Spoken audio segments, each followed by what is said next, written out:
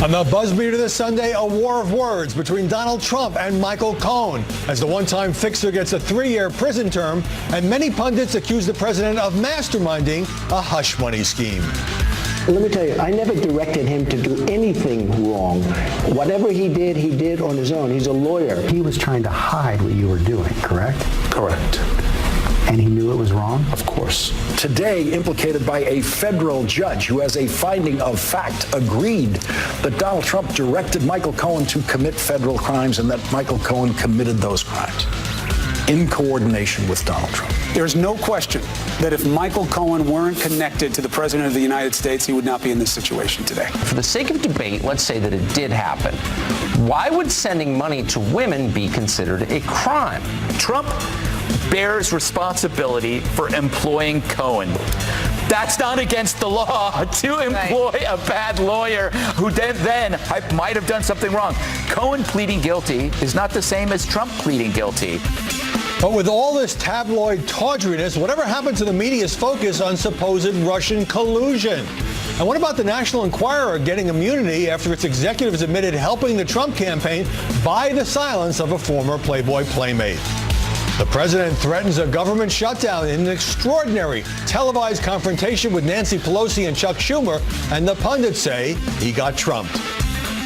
Okay, absolutely. And I am proud, and I'll tell you what, I am proud to shut down the government for border security, Chuck. Just objectively speaking, I was like, oh my gosh, Nancy Pelosi is a boss. He pulls the veil back, allowing the American people to see just how unreasonable and how petty the Democrats have become. But is this really about closing the government or just theater as each side plays to its base? Plus, no, don't feel sorry for us, but as I first reported, Donald Trump has canceled the White House holiday party for the press. Do today's journalists deserve to be disinvited? I'm Howard Kurtz, and this is Media Buzz.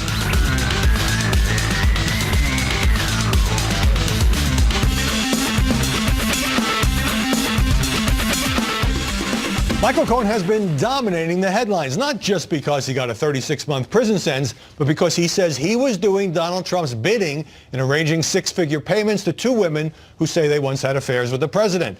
Trump disparaged the case with Fox's Harris Faulkner. Why did you hire Michael Cohen? He was known as a fixer. I'll tell you what, first of all. That was his title, a very fixer. low level. You know what? In retrospect, I made a mistake. Because what he did was all unrelated to me, except for the 2 campaign finance charges that are not criminal and shouldn't have been on there. They put that on to embarrass me. But Cohen returned fire with ABC's George Stephanopoulos, saying his ex-boss ordered the payments to Stormy Daniel and Karen McDougal with the help of Trump pal and National Enquirer boss David Pecker. He directed me to make the payments. He directed me to become involved in these matters, including the one with McDougal, which was really between him and David Pecker, and then David Pecker's counsel. I just reviewed the documents in order to protect him. I gave loyalty to someone who truthfully does not deserve loyalty. Joining us now to analyze the coverage, Emily Jashinsky, culture editor at The Federalist. Susan Faricio, chief congressional correspondent for The Washington Examiner. And Capri Cafaro, former Democratic Senate leader in Ohio who teaches at American University. Emily, are the media embracing Michael Cohen, convicted felon, as a truth teller because he is now implicating Donald Trump? So there are very legitimate questions to be asked of Michael Cohen, the president's longtime fixer. Obviously, he has some very valuable information over the course of a decade over the presidential election. That is fair to ask those questions of him. But I don't understand why everybody is not taking what this man says with a massive grain of salt, given that he had previously said he would take a bullet for Donald Trump. We know he did not. It's called flipping, Emily. Right, he has flipped. Right. Let me go to Susan. How did George Stephanopoulos, who's been Cohen's go-to guy, handle that interview, and how did Michael Cohen come off? I thought the interview was full of leading questions set up to implicate President Trump. I don't feel he asked him any hard-hitting questions. He asked a few, like, why should we believe you now? He did, but most of it were leading questions about, wasn't this all a setup by the president? You know, it did not feel like a hard-hitting interview to me. It felt like a slam dunk for Cohen to trash the president. Capri, how does the press grapple with the criticism raised by White House spokesman Hogan Gidley, who said for the media to give credence to a convicted criminal who has lied on multiple occasions and admitted doing just that is laughable? Look, I mean, I think you have to, there's obviously, as Emily was saying, there are issues here and there are questions that need to be asked about the veracity of someone who has admitted they are liars. But I think that we also need to remember that, for example, there's a lot of love for other folks that have pled guilty in the White House, like Paul Manafort, for example. So, I mean, love on the president's part, you mean? That's right. So, I mean, I think that there's for Hogan to say that, I think that there are some questions there. Now, the president tweeting just this morning that Michael Cohen became a rat, that's the technical term, I suppose, after the FBI did this unthinkable thing of breaking into his office. For the record, the FBI had a legal search warrant for that entry. Emily, this is not a pro-Trump question or an anti-Trump question. I'm trying to give you a factual question. The president has shifted his denials. First, he knew nothing about the hush money payments. We've all seen that tape. Then he admitted reimbursing the $130K for Stormy Daniels. Now it's, I knew about the payments, but they weren't illegal, and my lawyer handled it, and even if it is a campaign finance violation, that's a civil matter, usually punishable by a fine.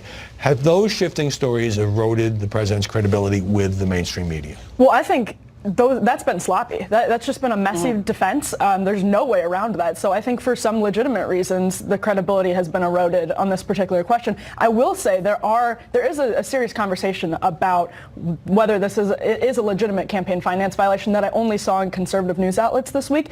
That may be true. It may not be. But at least the conversation should be more widespread, and the mainstream media should be asking questions about that as well. More broadly, Capri, the media already, much of the media, I would say, already convicting President Trump. You got all these ex-prosecutors. There were just dozens and dozens on the other channels saying he helped Cohen commit a felony. He could be indicted if he wasn't president. He could be indicted anyway. He could be impeached.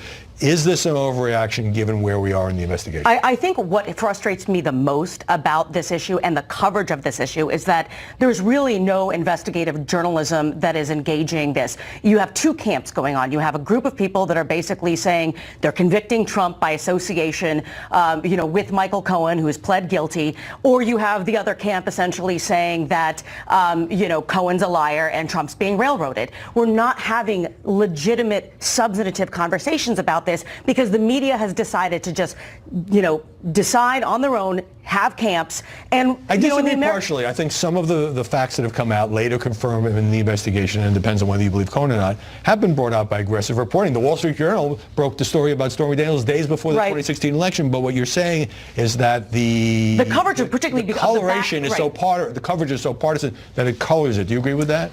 I think so, yes, and I think there needs to be more.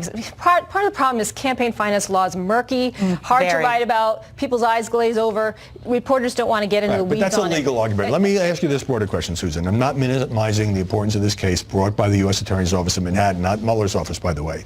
The media spent the last year and a half talking about Russian collusion, possible Russian collusion, Moscow and all of that. And now it seems at the moment to be sort of, never mind, it's about paying off a couple of Well, there's some vague connection. Don't forget Cohen also was cooperating with Mueller about the dates of contacting the Russians about building property there. Yeah, I understand. So that's important. So they're kind of clinging to that. So the media is holding on to that, saying there's still collusion here, there's still collusion here. But they're also, if you look at the language in these media reports, it's now expanded to other problems that Trump has. So they're just kind of fishing around, looking for even more. And it reminds me. It's more like it's creating a pattern. I don't know if it reminds you of this, but of the Clinton administration, the Whitewater investigation just dragged through his whole presidency. It became just an expansion, an investigation to find any crime here or there. Investigations have a way of morphing, and there are multiple investigations. The question for the press is this: as unsavory as all this is about the women, for a president to be involved in payments to women, does the underlying problem, allegedly suppressing stories about sex, does that rise to the level, there are echoes of Bill Clinton in this, of theoretically indicting or impeaching a president?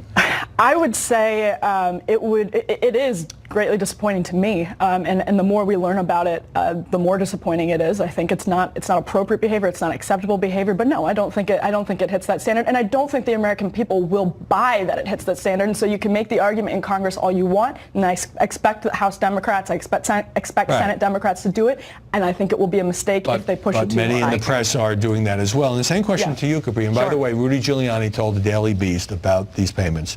Nobody got killed. Nobody got robbed. It's not a big crime. Now, he did walk that back with the Daily Beast, and today he was with Chris Wallace, and he said it was out of context. He also called Cohen a complete pathological liar. But is the essence of the argument here is just not that big a deal. Well, remember the old bumper stickers? You mentioned Clinton. Clinton lied. Nobody died. There was so they're maybe royalty payments. Maybe there's a resurgence here. Yeah. But I tend again to agree with Emily on this. And as a Democrat, I would just say that Democrats in the House and the Senate would make a very big mistake to try to pursue impeachment, because I do think the American public does not see this. But isn't it the press that is, if not pursuing impeachment, making the case or insinuating or suggesting or that either indictment or impeachment is the proper remedy here? I think that the media is trying to basically create a pattern of conduct, and they're trying to convict the president as such. I mean, I think that is clear in certain media outlets. By the way, after Kellyanne Conway was on with CNN's Chris Cuomo, minutes after that, her husband, George Conway, an accomplished lawyer who's been tweeting about this, was tweeted that Trump's repeatedly lied about these payments. He lies about everything, and that got a lot of attention.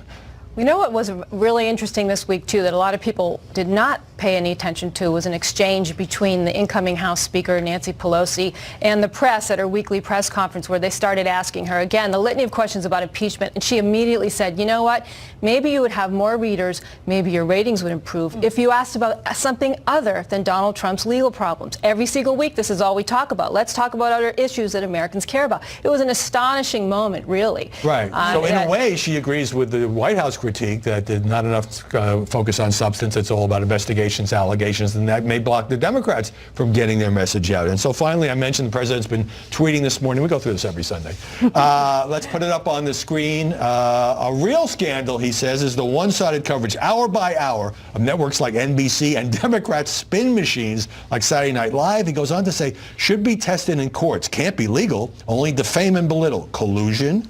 I get that he's increasingly frustrated by both the coverage and by Alec Baldwin. Yeah.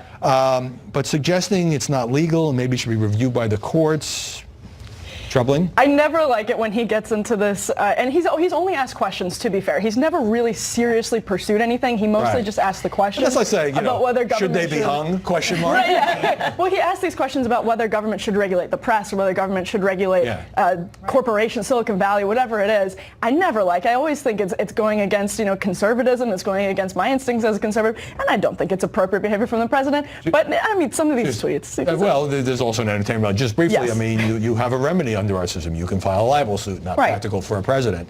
Not practical but for a here he is saying collusion, legal question. Well, this is exactly what he's unfortunately playing into the media's hand, into the left's hand, by basically saying, look, they'll point to this tweet and they'll say, see, President Trump wants to silence the press. He wants to silence the First Amendment, and he wants to present himself as the king of America. He's not wrong, though, by the way, about SNL becoming a Democratic spin machine. I want to put that out there. All right. Well, we'll talk about that another time. Great discussion. Let me get a break ahead. The pundits say Nancy and Chuck outfoxed Donald in that televised meeting. Are they missing the bigger picture? But when we come back, Melania Trump, in a rare interview, blames media opportunists for distorting her image. Does she have a case?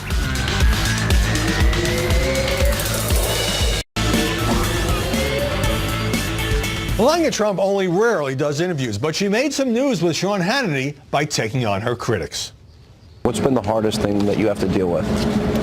I would say the opportunists who are using my name or my family name to advance themselves, from comedians to journalists to performers, book writers. Does it hurt? It doesn't hurt. The problem is they writing the history, and it's not correct. Emily, Melania Trump, in my view, is covered differently than almost any other first lady. Does she have a point that those she calls media opportunists are peddling bogus stuff about her? Oh, yeah. I mean, she is subject to a lot of really, I think, shameful coverage. And it's unfortunate. I think that whole interview when you watch the full interview, which I didn't get to do until I was researching for the show this week, it was completely, I don't want to say misrepresented, but people pulled some of the moments that, I mean, she talks about when she met the president, she talks about what it's like for her to having come from her childhood to where she is now. It was actually a really good interview, and she sounds confident. She comes across very well. She deserves better coverage. But Susan, those she calls opportunists, journalists, comedians, authors, don't they weigh in on every president and first lady? She has not received the kind of treatment of past first ladies by any stretch. Michelle Obama was on a magazine cover 12 times just during the Obama administration. In fact, she's on a couple this month. Yeah. Essence and Elle magazine, Right. I think. Whereas Melania, a former Never. professional model. Think back to last January 2017, standing in the aisle at the grocery store. Did you see any magazine covers with Melania or the Trumps? As normal treatment, you see. That, at the outset, was the beginning of how we knew Melania was going to be treated. From everything that comes out of her mouth to just comparing her or just writing about her as an accomplice to the president, who the media has this very angry relationship with. And she is a victim of that as well. Right. Now, by the way, CNN had a poll this week saying that her approval rating has gone down from 54 to 43%, but more people still like her than don't like her, which is not true of most politicians. I have a soundbite for you, Capri. All right. Another bite from the Hannity interview. They like to focus on the gossip, and I would like to that they focus on the substance and what we do, not just about nonsense. There's a lot of chatter in the press about her marriage. Why didn't she take this trip with the president? Why did she swat his hand away and all that kind of stuff? And I'm sure that even though she says it doesn't hurt, I'm sure it bugs her. She's human. She's human. And you know, unfortunately, the press doesn't treat public officials or people in the public eye as human sometimes. You know, they analyze every single little movement and word that comes out of their mouth. I mean, I think that she has a point. I think that there are a lot of people, though not just her, that have been, you know, analyzed in that kind of manner. Yeah. But what else came out of this interview that you noticed? Well, what I noticed in the coverage of it, frankly, was that people weren't necessarily talking about, from a media perspective, her visits, for example, with military families. It was all about her appearance. And one thing that I would also say is that people look at her, and when she does swat the president's hand, all of a sudden they like her because she stands up to the president. When she talks about the media being an opportunist, they don't like her anymore. So they were more fixated on the fact that she had blonde hair than anything else that came out of her mouth. And on that point, I didn't realize what an explosion there was. I mean, all these headlines. USA Today, Melania's lighter hair shocks, causes Twitter uproar. New York Magazine, what does Melania's blonde hair mean? Well, so what does it mean? That's exactly what I was going to say. Too. They say, well, why is she wearing this color to the State of the Union address, and why, you know, is it something? Is it a message to Trump? Yes, and this is where Melania Trump does. She's very well dressed, and I don't think she has any problem. I wouldn't have any problem with her clothing being the subject of news coverage or her hair being the subject of news coverage. It's putting her on the armchair and assuming that with her blonde hair, she's not just making a choice about what she's wearing or her fashion sense. She's conveying some sort of message rather than just being a woman who wanted to change her hair color. Yeah, the press was mad when she wore high heels to a flood zone. Right, This is the getting on the plane.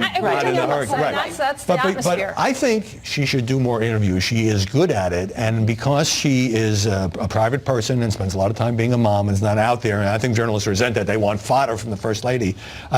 Doesn't she also just leave a vacuum that is partially filled by her critics?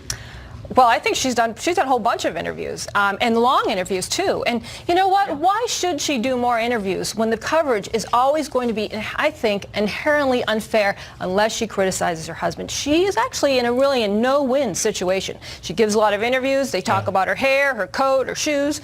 You know, well, that's a fair point, the coverage of the interviews. But I do think it's a way to get the message. I'll let you agree with me in 10 seconds. I agree with you. Very good. Took only 5. Capri Cafaro, Susan Faricio. Emily, we'll see you later. Thanks very much. Ahead, the National Enquirer avoids prosecution with a plea deal. How badly is the supermarket tabloid damaged? But up next, the huge blow-up when I reported that the president had canceled the White House Christmas party for the press.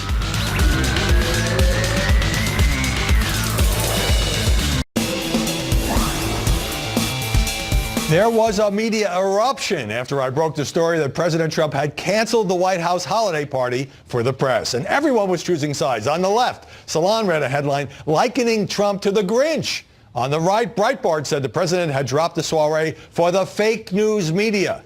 And the story was picked up just about everywhere. But sadly, John, some people aren't having a holly jolly Christmas. The White House press corps. Because Donald Trump has canceled the White House Christmas party for the press. Now, some of you said on Twitter, there's no way Trump should invite to his home a bunch of vipers who've been so monstrously mean to him. This was hardly shocking news given the mutual animosity between this president and the press. It's a tradition that stretches back decades, and the great perk is that presidents and first ladies patiently pose for pictures with the journalists, and you can send those home to mom. I've gotten pictures and a chance to chat over the years with George W. Bush, Bill Clinton, and Barack Obama. Also, it's nice to be able to roam around the decorated mansion with your spouse or other relative or guest. And hey, the food is pretty good. Now, no one has to feel sorry for the journalists, the anchors, the commentators, and the media executives who will now be deprived of their crab claws and gingerbread cookies. But the parties were useful as a way of building relationships with top officials. At last year's party, the Trumps dropped in for a brief speech, didn't pose for pictures. I chatted with Chief of Staff John Kelly, and soon other reporters joined in, and we learned some things. And by the way, some media figures sympathetic to Trump, including some hosts at Fox News, have been included in other White House parties this season. Donald Trump has every right not to hold a press party with people he views as fundamentally unfair to him. I just think it's a bit disappointing that this toxic relationship has ended a bipartisan ritual that allowed both sides to converse for the briefest of moments as human beings. Ahead on Media Buzz, the demise of the Weekly Standard. Is the conservative magazine folding because of its anti-Trump stance? But first, President Trump picks an acting chief of staff as the press portrays the whole process as chaotic. But is that true?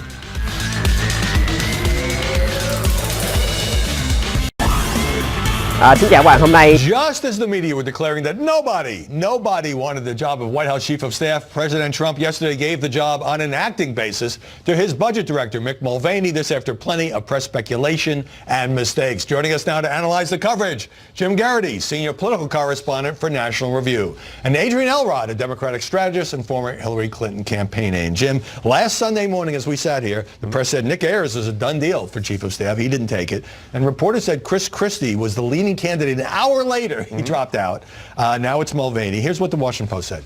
Trump grew deeply frustrated at the rejections and the media narrative that no one of high stature wanted to be his chief of staff, according to a senior White House official. Fair, unfair, crazy? Look, when you do have a couple of names that keep getting floated, it's very clear this president likes to have an almost apprentice-like setup, right? He likes to create this drama, the sense of who's going to be the next White House chief of staff, and to kind of get everybody leaning forward and excited to see who the next person's going to be. I was very excited. I mean, some of them are going to be more dramatic than others. Yeah. But there's been a lot of churn in this administration, and almost like you get this crazy idea that maybe this president's a little tough to work for, a little erratic, a little unsurprising you, well, not always listening. Tough to work for does seem fair. And by the way, it took the press about 9 seconds to dig up the fact that Mick Mulvaney in 2016 had called Donald Trump a terrible human being. But Adrian, HuffPost reported that Jared Kushner was under consideration for chief of staff. Reuters said other people were pushing him. The Washington Post said he wasn't under consideration at all. I was getting whiplash.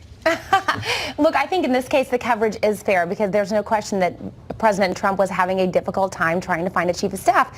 And a lot of that has to do with the fact that oftentimes, or we've seen with not just chiefs of staff, but with other high-level members of the Trump administration, they come in with these stellar reputations. John Kelly, for example, 4-star general, led the Southern Command for the United States of America. And then they come out of the administration and their reputations are in shambles or they're made fun of. And so I can understand why somebody, especially in the case of Nick Ayers, who has made it very clear he wants to have a future political career in his native state, would have some trepidations about becoming the chief of staff. Right. On that point, I mean, that may be true in some cases. Ryan Zinke, the Interior Secretary, was forced out yesterday under a number of ethical allegations that he calls false. So let me go now to the Chuck and Nancy and Donald show, that extraordinary televised confrontation in the Oval Office about border funding for the wall. And, well, let's look at what the president said. 20 times you have called for, I will shut down the government if I don't get my wall. None of us have said it. You want to know something? You've said it. Okay, you want to put that on my... You've said it. I'll take it. Okay, good. You know what I'll say? Yes. If we don't get what we want, one way or the other, whether it's through you, through a military, through anything you want to call, I will shut down the government. Okay, absolutely. fair enough. Trump is in cloud cuckoo land about his own abilities as a television performer in these settings because he got outplayed completely by Pelosi and Schumer. He was cutting them off. He was holding up pieces of paper. Nancy, Nancy, Nancy. Chuck's sitting there like a weakling. Nancy's getting interrupted the whole time. This is what I mean. it was an It depends on where extraordinary you sit. physical performance. There's a deep divide here, but purely in television terms, those 17 minutes, the consensus in the media was sort of that the two Democrats had the president on the defensive. Yeah, you could probably argue by saying, look, Trump put out his red line, right? His idea of this is what I'm willing to fight for. This is what is so important to me. I'm willing to shut down the government over it, almost like a dare to the other side. You could argue that was one of his stronger moments. I also want to point out, though, like, Howard, it feels like this was like a year ago, because it was one of the better moments for the president this week, kind of overtaken by the Michael Cohen interview, kind of overtaken by the chief of staff drama. Plea, you mean, yeah. Zinke. I mean, like, even when you have a good moment, I don't feel like this was in the news. This happens every week. I come on and I say, by the way, this happened Tuesday, and everyone looks at me like it wasn't that last year, you know. But look, Donald Trump proudly said he would shut down the government to get the $5 billion in funding he wants for that border wall. The Democrats are offering about $1 billion. And even straight news stories pointed out, usually you try to pin the shutdown on the other guys. Yeah, right. I mean, usually you don't want to be the one who declares outwardly in front of millions of people watching national television, I'm the one who will shut down the government for this. And I won't blame you, he said. And I won't blame you, exactly. But what I think we have to look at the broader picture here, Howie, and I think that is that this has become a reality show. There's a lot at stake here. This is a very important, there's a lot of policy at stake, a lot of important policies that have now become sort of, resorted to this reality television show. What about the idea Chuck that and it Nancy is and Trump. valuable and refreshing to see political leaders debating substance while the cameras are rolling? Well, I mean, I don't know if I would really call that a big substantive debate there. I mean, I think it was more like, I want $5 billion, you want $1 billion, give and take. But yeah, I guess perhaps it does expose the government a little bit more to the, it sort of like makes it a little bit more easy to understand. Yeah, you could score Trump as having a win when Pelosi said, well, maybe when the cameras aren't here, we'll be able to make more progress. This suggestion of, quick, let's get behind closed doors again, that's where I'm comfortable. Well, because it's hard to do a deal in front of But having said that, I mean, look, there was a time, we saw this on gun control, we saw this on the first budget fight. Trump loves these Oval Office, I'm going to argue in front of the cameras. And there was a time that probably would have thrown off the Nancy Pelosi's and Chuck Schumer. We're now more than 2 years into this presidency. This isn't all that new and surprising. This is more of the same. Yeah, they were ready. And on that point, and the Democrats came out on the driveway, and then Democrats leaked to reporters that privately Nancy Pelosi had told her fellow Democrats, this is a manhood issue for Trump, and kind of mocking his manhood. That's a Trumpian tactic, underscoring your point. But look, leaving aside this moment that probably will fade into history, the president's happy because he broadcast to his base that he really cares about illegal immigration, as they do, that he will fight for this wall. He's willing to shut down because that's what the threat was all about. So from his point of view, it might have been a win. Yeah, from his point of view, I think it is a win because if you're Trump, all you're trying to do is placate to your base. You're trying to show your base that you're there fighting for him.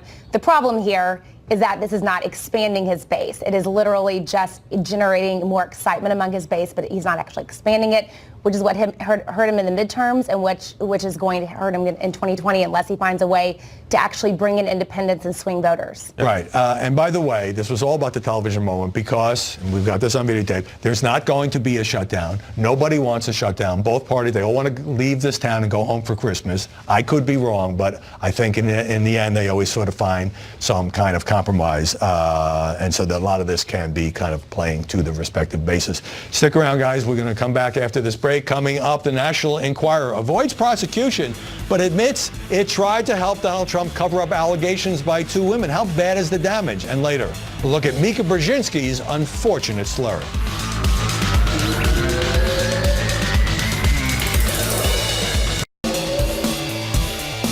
While Michael Cohen will be spending time behind bars, prosecutors let the National Enquirer's parent company, AMI, off the legal hook after executives admitted having lied about a $150,000 payment to Karen McDougal, the former Playboy model. McDougal talked about that months ago with CNN.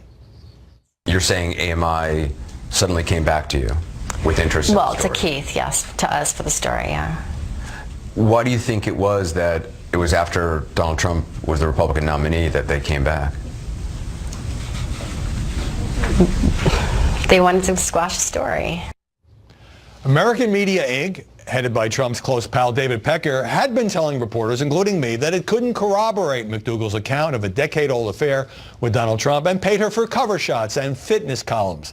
But Pecker and his firm, in exchange for immunity, now say they acted in concert with Trump's campaign to buy and bury McDougal's story. Jim, I'm told that AMI didn't take this all that seriously at first, then had to face reality, then got squeezed by the Southern District of New York, and ultimately made the plea that really saved the company, because the company could have been indicted. How much damage is there to David Pecker, to AMI, to the National Enquirer for admitting conspiring or working with the Trump campaign? Okay, as of like a couple decades ago, you would have said very little, because the National Enquirer you saw it on the supermarket checkout line. It was next to the magazines telling you that Elvis was a space alien, and I saw Jesus in my rutabaga, stuff like that. Yeah. But then they did the John Edwards story, and everyone kind of scoffed at it, and the John Edwards story turned out to be more or less accurate. So there was a little bit of, oh wait, maybe you got to take the National Enquirer a little more seriously. Maybe they do chase stories. Yeah, nobody else with Tiger Woods and a couple other stories. I think you can now say, based on this, no, you should not put that much faith in what you see in the National Enquirer. It is actually anti-journalism. It's the one place you can go to where you could a publication where we know you will not read stories if rich and powerful people decide to reach out and offer a check and say, no, we can't have this story out there. They are effectively for sale, and that's not really what journalism is. Well, that sounds like it's for sale to anybody, but clearly the friendship between Donald Trump and David Pecker, I for get sale to rich, powerful friends of the publisher. Rolled his eyes. Okay, so it sounds funny to say a supermarket tabloid that practices checkbook journalism, but did, as Jim says, the John Edwards story about his campaign mistress and his love child, which ended up in an unsuccessful prosecution of the former presidential candidate. I take the Enquirer seriously in those kinds of stories. But can the Enquirer rebuild trust with its readers, or is it sort of tainted forever now? I mean, I don't know what kind of trust the Enquirer ever really had with his readers. I guess there are some people who do believe that space aliens and, whatever else they put. But it beat the rest of the media on the Edwards story. He denied it for months. But it did, and there have been a handful of stories that you just pointed out that the Enquirer has broken, and of course the John Edwards story was one of the most notorious and probably the most well-sourced story, which really kind of, made you rethink, how do we consider the National Enquirer? Yeah. But look, I don't know. Again, I don't really know what trust they ever had with their viewers or with their readers. I'm sure that there are plenty of people who want to buy it because it's juicy and fun and it costs $1.50 or whatever. Okay, fair enough. Let me move on. So the main media angle in this is that this implicates Trump because it's not just Michael Cohen saying these things about the hush money payments. It's his pals at the Enquirer. Who's saying, who are now, to save their own skins, are saying, yeah, he knew about and was involved in, he was in the room when we talked about Karen McDougal and Stormy Daniels. Yeah, I think it's very revealing that both with this, the Stormy Daniels argument, the defense is, look, this is not illegal. It looks terrible. It's extraordinarily unethical. You should not trust us as far as you can throw us, but it's not illegal. Possibly accurate. I'm not a prosecutor. I know different prosecutors will disagree on that. It is worth noting the jury did not come back with John Edwards nailing him for when he used money from one of his wealthy donors. It wasn't his own money. It was a wealthy backer came along and said, okay, I'll take care of this. I'll throw money around to make sure the problem goes away. Couldn't get a prosecution, couldn't get a successful conviction. Right, now look, the two are not directly comparable. And by the way, Edwards did this while he was a presidential candidate. Trump, this was 2006 when he was a celebrity businessman, but of course the business about the cover-up, alleged cover-up, is now. So the new thing here is that Cohen testified that he was going to reimburse the Enquirer for the $125,000, he says, for the McDougal payment, but with a bogus fee for advisory services. So I must say, it doesn't, when you get into the dirty details, it doesn't sound like a news operation. It sounds like a bunch of people doing Donald Trump's bidding. Yeah, catch and kill is what it's called, right? Where Right. you pay for a story to kill the story. Yeah, but that practice in the tabloid world didn't originate with Donald Trump. Yeah, no, it didn't. It didn't. But the issue here, of course, is that this could be a campaign finance violation because if the story had come out, it would have inevitably influenced the voters' decision on whether or not to support Donald Trump, or at least some of the voters' decisions, maybe. But at the same time, this is a very hard thing to prove, and I think that's, is this illegal? Is this legal? That is what's hard to prove. But the optics look terrible. I mean, this is the President of the United States who, as a candidate, had his cronies paying off tabloids to kill stories that would have negatively influenced him. All right, we can debate the legal implications endlessly, but I think the optics look terrible is a fair summary at this point. Adrian Elrod, Jim Garrity, great to see you this Sunday.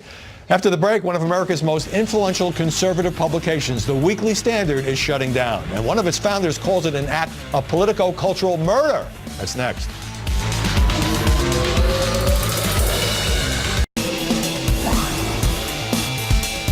The Weekly Standard is apparently abruptly shutting down, I should say, 23 years after it was launched by Bill Kristol and Fred Barnes and became a highly influential conservative magazine. The current editor-in-chief, Fox News contributor Steve Hayes, got the word Friday along with the rest of his staff. And Emily Jashinsky is back with us. So the parent company, which also owns the Washington Examiner, controlled by billionaire Phil Anschutz, says it was a business decision. Circulation kept going down.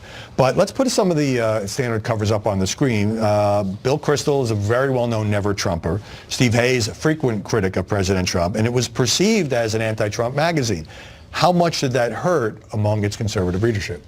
I think probably very little in the scheme of why it's shut down. I think that would be an easy narrative, but I don't think it had much to do with the business decision, which I think was a business decision, to shutter the Weekly Standard. And I think that's been echoed by people like David Brooks, by people like John Podhoretz, who have been mourning their wonderful publication over the past couple of years. Both of you who used to work there, yeah. I do think, though, that conservatives, I think a lot of conservatives, not all conservatives, took issue with its coverage of the president. I don't think that necessarily ended the magazine. Well, it's a tough time for all print magazines, yes. But circulation was down 10% in the first year of Trump. I think it counted for a bit more than you were saying. And another person who apparently agrees is President Trump, because he tweeted this morning, or it was yesterday, I believe, the pathetic and dishonest Weekly Standard, run by failed prognosticator Bill Kristol, is flat broke and out of business. Too bad.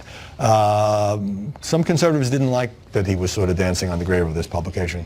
I didn't like it. I didn't like anybody dancing on the grave of this publication. About 35 people losing their jobs. People losing their jobs. And I'm choosing to use this time as a moment to mourn and really remember some of the incredible and beautiful journalism that the Weekly Standard has produced over the past 2 decades. I have had a lot of problems with its coverage over the past couple of years. I don't think it ever really understood Trump, and that's fine, but it was still producing, till its last breath, some really beautiful work. Well, John Podhoretz, who you mentioned, one of the founding editors when it was launched in 1995, financed then by Rupert Murdoch, he calls it an intellectual and political crime to murder the Standard because he says, and I haven't seen this substantially rebutted, that Anschutz shut down efforts to sell the magazine despite some interest from some outside buyers.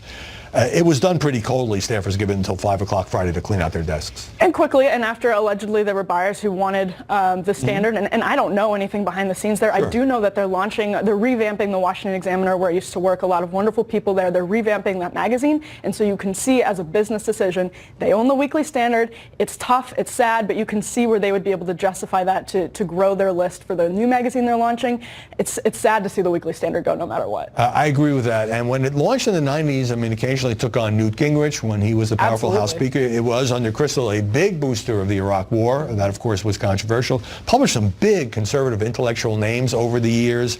But I always felt the website was kind of an afterthought. There just wasn't that much content there. It didn't move very quickly. So and the bottom line is it's tough to compete in the Trump era if you're conservative and not on the Trump train, and also in the digital era. So I disagree with that to an extent. I think there is a pretty big market for conservatism that's skeptical of Trump when warranted and supportive of Trump when warranted.